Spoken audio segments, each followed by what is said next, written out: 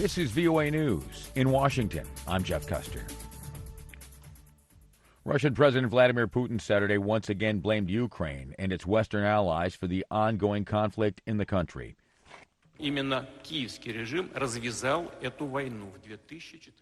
Speaking at a meeting with a delegation of African leaders seeking to broker peace in Ukraine, Putin put the blame for the beginning of the conflict on Ukrainian leaders in 2014.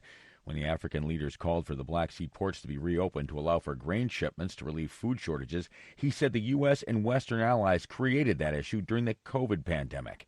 Putin was also responded to the issue of children being moved from their homes in Ukraine, saying the children were moved from war zones for their safety.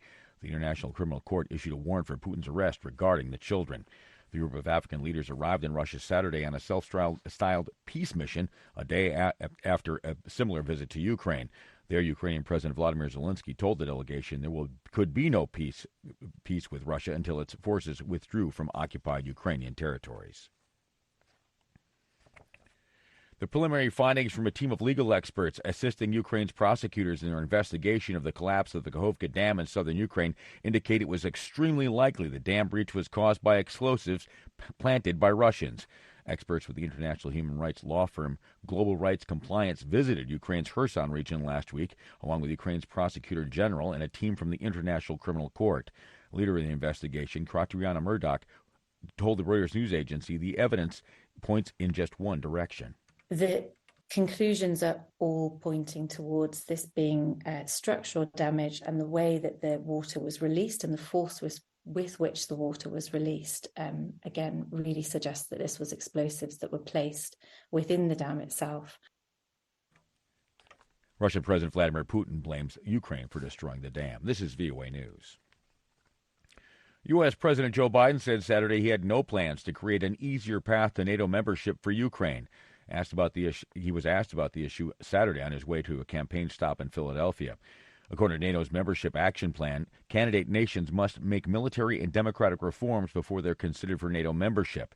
Last week, the Biden administration officials said the president was open to waiving the requirement for Ukraine, which this week launched a counterattack amid Russia's war of aggression. When asked Saturday if the U.S. would make it easier for Ukraine, Biden said no, they have to meet the same standards as every other NATO nation. So it's not going to make it easier. I think they've done everything relating to demonstrating the ability to coordinate militarily, but there's a whole issue of, is their system secure? Is it non-corrupt? Does it meet all the standards every other nation in NATO does? I think it will. I think it can, but it's not automatic. U.S. Secretary of State Antony Blinken is about to arrive in China on a mission to ease tensions between the superpowers and talks with Chinese leaders. But earlier this week, a State Department spokesman played down expectations of any breakthroughs from the first trip by a U.S. Secretary of State to China in 5 years. Reuters correspondent Joel Flynn reports. The U.S. and China could be poised for their biggest meeting in years, but don't expect that to immediately ease tensions between them. That was the message from the U.S. State Department as Antony Blinken headed to Beijing. His visit will be the first by U.S. Secretary of State to China in 5 years. We have differences on a wide range of issues, and we're going to be clear and candid about those issues. It doesn't mean we will have any breakthroughs on them on this trip. The comments followed what was reportedly a tense call between Blinken and Chinese Foreign Minister Qin Gang. A ministry readout from the call quoted Qin saying the U.S. should stop interfering in China's internal. The U.S. this weekend. AP correspondent Julie Walker reports. Juneteenth marked the day in 1865 slaves in Galveston, Texas, found out they'd been freed after the end of the Civil War, 2 years after President Lincoln's Emancipation Proclamation. Black heritage expert Robin Caldwell says, in a way, it goes hand in hand with July 4th. From June 19th to July 4th, somewhere in there, to me, is the space of time that says we all have something to celebrate, and this is why. It's like Juneteenth is the setup for July 4th. She says traditional celebrations centered around mutual aid and helping newly freed slaves. Now it also takes the form of a celebration of Black pride and culture. I'm Julie Walker. I'm Jeff Custer. This is VOA.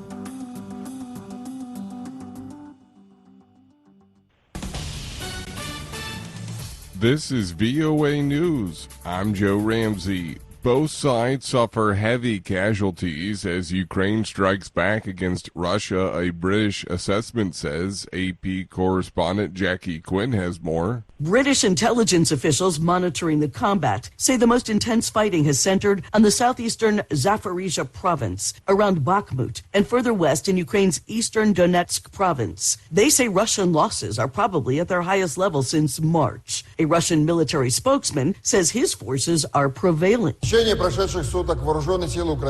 Ukrainian military says this weekend Russia's carried out 43 airstrikes, 4 missile strikes, and 51 attacks from multiple rocket launchers. Military officials warn Ukraine's counter-offensive will likely last a long time. I'm Jackie Quinn.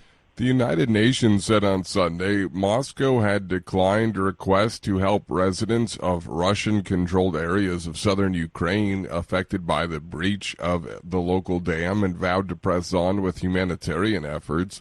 The bursting of the dam on a hydroelectric station has flooded vast areas and created difficult conditions for thousands made homeless or without vital services. Ukraine's interior minister, writing on Facebook, put at 17 the death toll from the dam's destruction, with 31 still missing. He said nearly 900 homes remained underwater and more than 3,600 people had been evacuated. Scotland's former First Minister, Nicola Sturgeon, said again on Sunday she had done nothing wrong following her arrest by police a week earlier. I am certain that I have done nothing wrong. I intend to be back in Parliament in the early part of the week. Find more on our website, voanews.com. This is VOA News.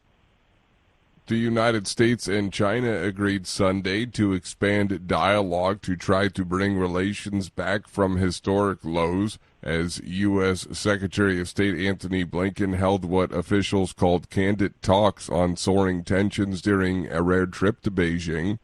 The highest-ranking U.S. visitor to Beijing in nearly 5 years, Blinken spoke to his Chinese counterpart for 7.5 hours, an hour more than expected, at an ornate state villa, including over a banquet dinner. The two sides said China's foreign minister agreed to pay a return visit to Washington at a later date, and the two diplomats would work together to expand flights between the world's two largest economies, which remain at a bare minimum since the COVID-19 pandemic. Ghana aims to complete its debt restructuring before the next review of its $3 billion loan from the International Monetary Fund, its finance minister said on Sunday. More from VOA's Diane Roberts. He said the West African nation aimed to reach agreement with bilateral creditors in coming weeks, adding that it was in the process of getting a memorandum of understanding with the creditors. The gold, cocoa, and oil-producing nation is in talks with its creditors to restructure its debt as it struggles under its worst economic crisis in a generation. Diane Roberts, VOA News. A 72-hour ceasefire between Sudan's warring generals took effect on Sunday to allow for the delivery of desperately needed aid to the country on the eve of a humanitarian conference.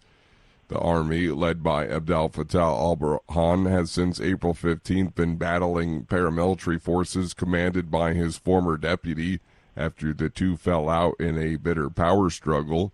Multiple truces have been agreed and broken in the war that has claimed the lives of more than 2,000. 2 people were killed and 3 injured in a shooting in the northwestern U.S. near a Washington state campground hosting people attending a nearby music festival. AP correspondent Julie Walker reports. The Grant County Sheriff's Office says it happened Saturday night near the small city of George. That's 149 miles east of Seattle. Officers pursued the suspect, who was taken into custody. Organizers of the Beyond Wonderland Electronic Music Festival said on social media Sunday's events at the Gorge Amphitheater were canceled. The sheriff's office says the shooting occurred on the campgrounds adjacent to the concert stages. Organizers described the location as an overflow camping area.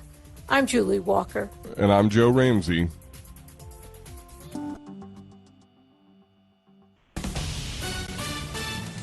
This is VOA News. I'm Joe Ramsey. Ukraine said on Monday it had driven Russian forces out of an 8th village in its nearly 2-week-old counter-offensive, a settlement on a heavily fortified part of the front line near the most direct route to the country's Azov Sea coast. Deputy Defense Minister Hanna Maliar said Ukrainian forces had retaken and advanced by up to 7 kilometers into Russian lines in 2 weeks, capturing 113 square kilometers of land.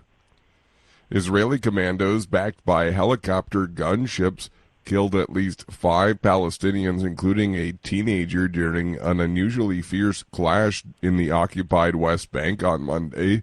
Reuters correspondent Lucy Fielder has more. At least 2 of the dead belong to Islamic Jihad. The armed group said Israel's use of aircraft, quote, will push our fighters to use tools that will surprise the enemy. Hamas said its fighters also took part in the clashes, and an official from the Fatah party said fighters from nearby cities had arrived in Jenin to support the local gunmen. Jenin and other areas of the northern West Bank have been a focus of months of stepped-up raids by Israel amid a spate of Palestinian street attacks in its cities. Reuters correspondent Lucy Fielder. The United States and China have pledged to stabilize their badly deteriorated ties during a critical visit to Beijing by U.S. Secretary of State Antony Blinken, who met Monday with Chinese President Xi Jinping. The relationship was at a point of instability, and both sides recognized the need to work to stabilize it. Xi pronounced himself satisfied with progress, but Blinken told media China refused to resume military-to-military communications, a U.S. priority. This is VOA News. Pakistan's police have widened the search for human traffickers after a tragedy off the Greek coast last week left more than 500 migrants feared drowned, including many Pakistanis. AP correspondent Charles de Ledesma reports. Families across Pakistan fear for the fate of their loved ones as the nation observes a day of mourning. The fishing trawler, packed with migrants, overturned and went down in one of the deadliest ever incidents in the central Mediterranean Sea. It was carrying as many as 750 people, including scores of Pakistanis. A search and rescue operation has since been underway. Pakistani police have so far arrested nearly 24 suspects, including 2 suspected traffickers. Desperate for a better life, many Pakistanis pay up to $8,000 to traffickers to smuggle them to Europe. I'm Charles de Ledesma. Ugandan police said Monday they had arrested 20 suspected Allied Democratic Forces members, or ADF militants with ties to the Islamic State group accused of killing dozens at a school on Friday. Halima Athumani reports from Kampala. The suspected ADF rebels attacked the Lubiriha Secondary School in Mpondwe, Kasese district Friday night, killing 42 people, including 37 students. According to the police, the attackers set fire to the boys' dormitory and attacked the girls with machetes. The burned bodies of 17 male students were recovered. 6 people survived with injuries and are being treated in different hospitals in the country. Even though 25 bodies have so far been examined and identified, only 23 have been handed over to families for burial. Halima Athmani for VOA News, Kampala, Uganda. Donors at a UN conference on Monday pledged close to $1.5 billion to combat the humanitarian crisis in Sudan and help its neighbors host refugees fleeing the fighting. A search is underway for a missing submersible that takes people to see the wreckage of the Titanic. AP correspondent Julie Walker reports. Canadian officials say the 5-person submersible was reported overdue Sunday night about 435 miles south of St. John's, Newfoundland. And that search is being led by the U.S. and Canadian Coast Guards. In a statement, OceanGate Expeditions confirmed the search for its 5-person submersible and said its focus was on those aboard the vessel and their families. The company has been running the tours to the wreckage of the Titanic since 2021. I'm Julie Walker. To find out more, download the VOA mobile app or follow us online at voanews.com. I'm Joe Ramsey.